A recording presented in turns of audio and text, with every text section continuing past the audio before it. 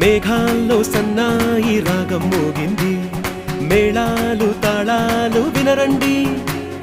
సిరికి శ్రీహరికి కళ్యాణం కానుంది, శ్రీరస్తు శుభమస్తు అనరండి. అచ్చ తెలుగింట్లో పెళ్లికి అర్థం చెప్పారంటూ, మెచ్చదగు ముచ్చట ఇది అని సాక్ష్యం చెబుతామంటూ, జనులంతా జై కొట్టేలా జరిపిస్తామండి. అందాల కుందనపు బొమ్మవని జత చేరుతున్న చంద్రుని, వందేళ్ల బంధమై అల్లుకుని చెయ్యందుకోవటే